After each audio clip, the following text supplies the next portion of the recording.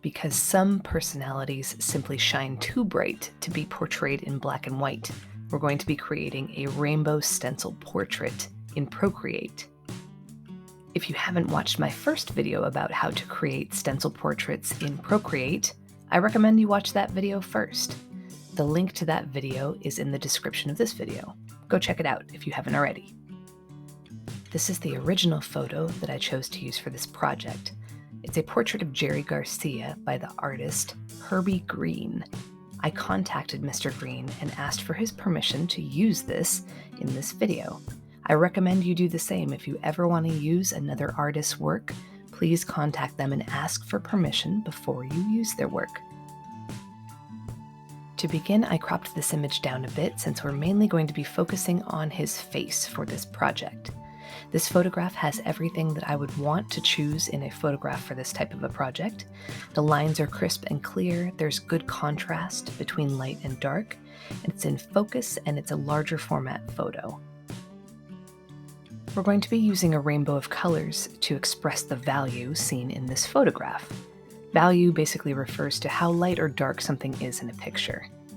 How the heck will I know which color to use for which value in black and white? There's a little trick to that I'd like to show you that could be helpful if this is new to you.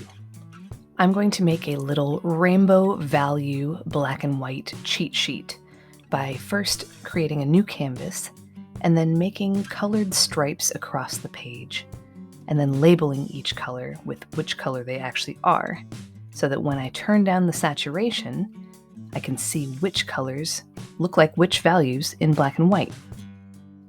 When my rainbow is finished, I'm going to go to the magic wand icon, hit Hue, Saturation, and Brightness, and take the saturation all the way down and turn this into black and white.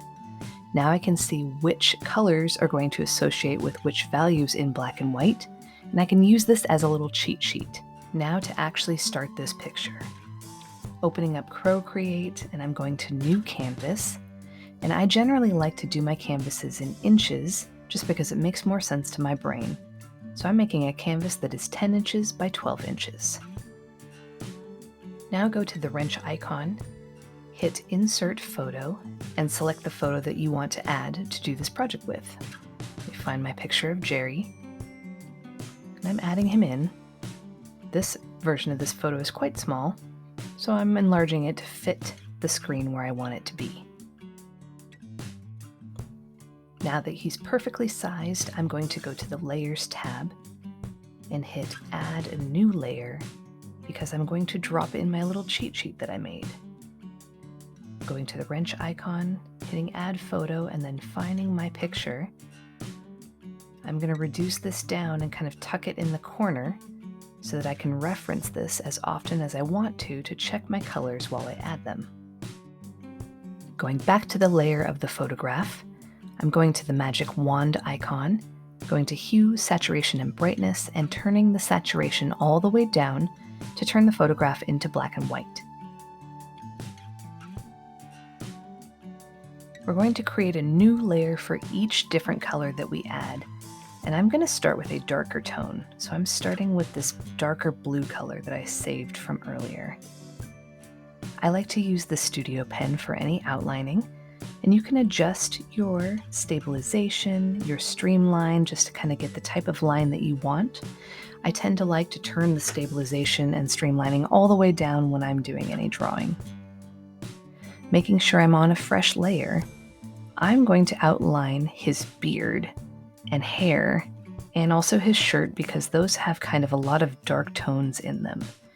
We're basically creating a base where we're going to be doing a lot of other colors over the top, but this is going to kind of provide the background for this deeper value that's in here. I'm choosing to edit out the guitar and simplify this image by just extending his shoulder to the right and kind of filling in the gaps in his shirt. Now I'm going to create a new layer for the next color. The next color is going to be kind of a light to medium light tone for his forehead.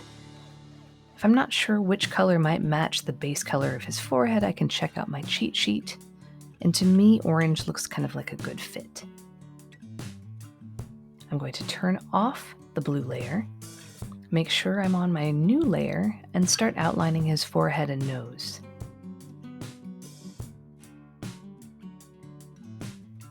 I'm going to use this medium light value to kind of color in any place on his face where you can see skin. So I'm also outlining his lips and his neck. And now I'm going to create a new layer to start adding some of the highlights of this picture. So the lightest values in this picture that I see. If I want to look at my little cheat sheet, I can see that yellow is a really good color to show the lightest parts of the picture without using white. Creating a new layer each time I make a new color, I'm going in and I'm just adding kind of a solid block of color for the highlights around his head. Getting in there and doing all of these awesome little straggly hairs that he has. This is a really fun picture because of all of his hair. And it's quite possible that I might need to go back and do some more highlights over the top of some future layers. That's okay. I'm adding the highlights of his face as well. If you're not quite sure which might be the lightest areas of the face, squint your eyes and you might be able to see the lighter areas a little bit easier.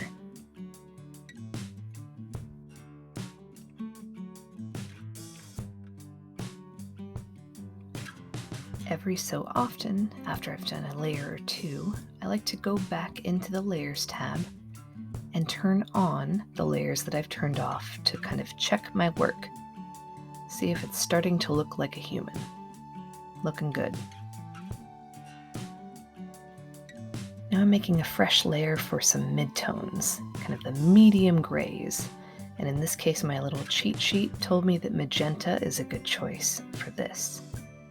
I'm going in and adding some details of kind of the medium grays on his hair. The good thing about Studio Pen is that the pressure increases the thickness of the line. So it's really nice for hair because you can make it get thicker and then taper off. I'm also adding some midtones on his face, some areas that are a little bit more in shadow, like the recesses of his eyes and eyebrows, the side of his face. And again, if you're not really sure where it might be a bit darker, squint, and that's going to help you out a bit. Obviously, I'm speeding this video up in an effort to not have you watch me draw for an hour, but I'm just continuing to add in these midtones wherever I see them, as best as I can.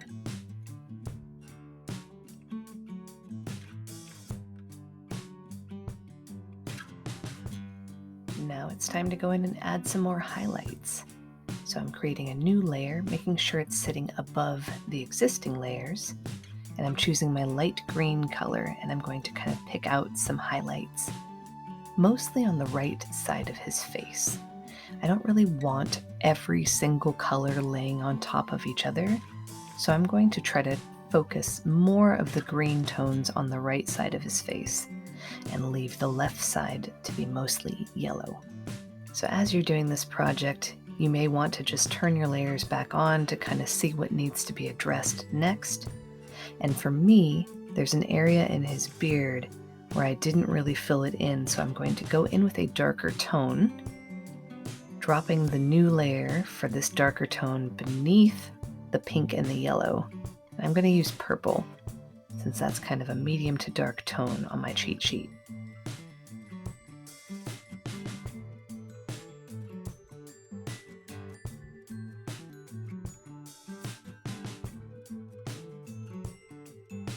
And because I really should have filled his entire beard area in with that kind of medium blue, I'm going back and I'm drawing kind of a bubble around the space where it's missing and just filling it in with that darker blue. I'm also going to correct this little area that's missing the orange in his cheek.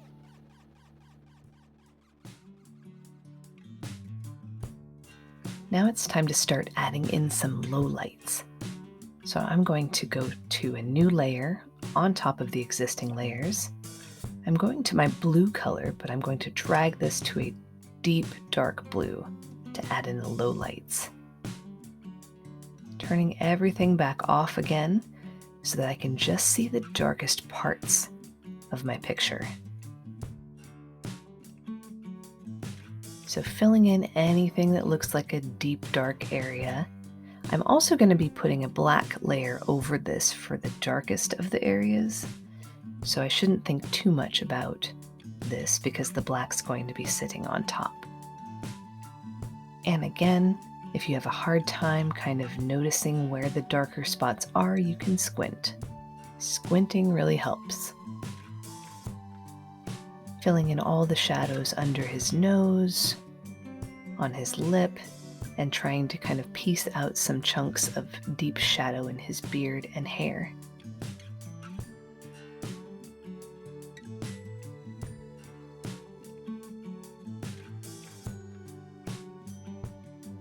Because I've really simplified the shirt, because I am kind of omitting the guitar, I'm also using this deep tone to kind of fill in where his shirt and collar should be, as well as his glasses.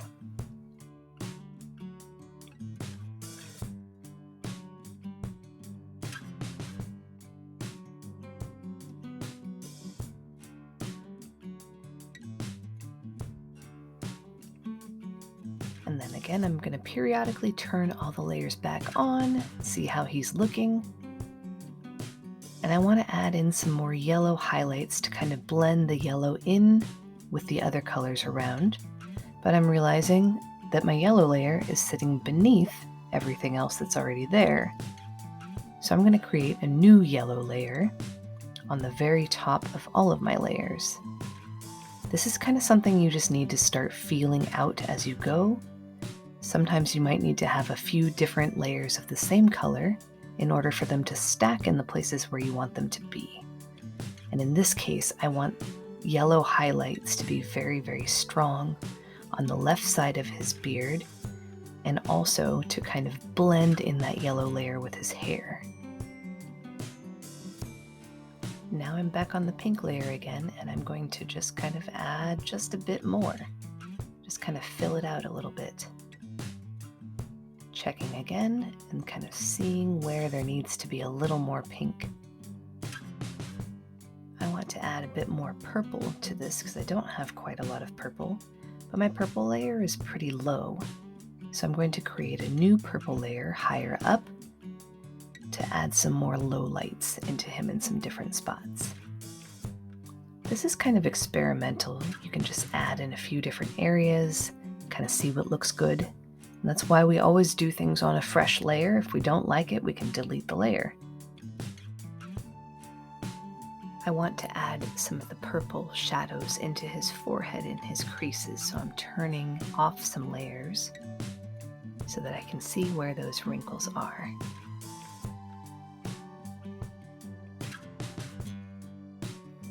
I'm going to quickly create a new layer for the whites of his eyes. I'll later drag this layer into position to where exactly it should sit. Now I'm creating another new layer because I'm going to use this for the outline in black. What you might notice is that maybe it's going to be tricky to see your black on your picture. So if you go in the Layers tab, select that layer, go to the N, and then you can slide the opacity down to make it a bit easier to see your outlines. I'm just going in and adding the black in any places where I know I'm going to want a very strong outline.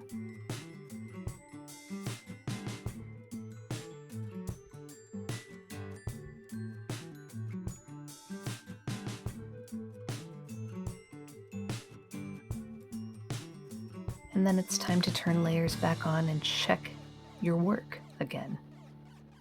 I've noticed that I can't see the whites of my eyes, which means I need to move that layer on top of some different colors to make sure I can see the whites.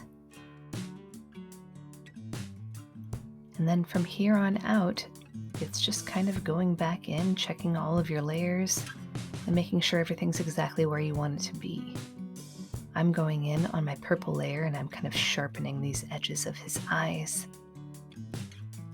adding a little detail into the iris. And then I'm just going to kind of see where it looks like it might need a little more shadow and add that in. The shirt's very simplified because I really wanted to focus mostly on his face and hair.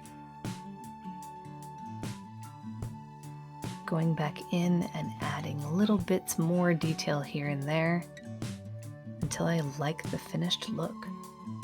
Can this ever be finished? Maybe not, but for the sake of this project, it will be. I'm going to create a new layer on top of all of the layers just to add some white highlights into his eyes. That's a little too big, so I'm going to adjust the size of my pen just to give his eyes a twinkle.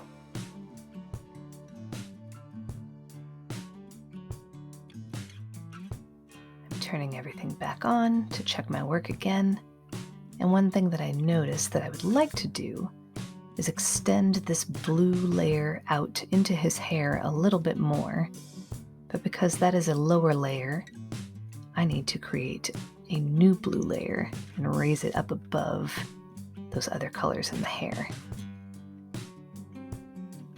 By doing this, I'm just kind of feathering that blue into his hair a bit more. Now I'm adding a little more orange on a higher layer so that it can sit above some of these other colors. Now I'm turning off the photograph layer, and we're going to address the background, see what color we would like that to be. So going to the background layer, and I'm just going to kind of mess with some different colors until I find what I think looks good. Trying out a blue-gray.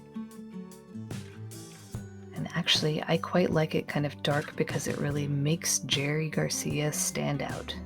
So that's where I'm going to leave it. Before finalizing any artwork, I always go in and duplicate my canvas by sliding left over the image and hitting duplicate. And now I have two versions, and I can save one with all of the layers in case I want to go back in and edit anything. For this version, I'm just deleting anything I don't need anymore, and then I'm going to pinch all of my layers together to combine them all before I save. If you made it all the way through this video and tried this project on your own, congratulations. This isn't an easy thing to do. It just takes some practice. As always, if anything in this video is helpful to you, please like, leave a comment below, and subscribe to Art Saves the Day for more art tutorials for all ages.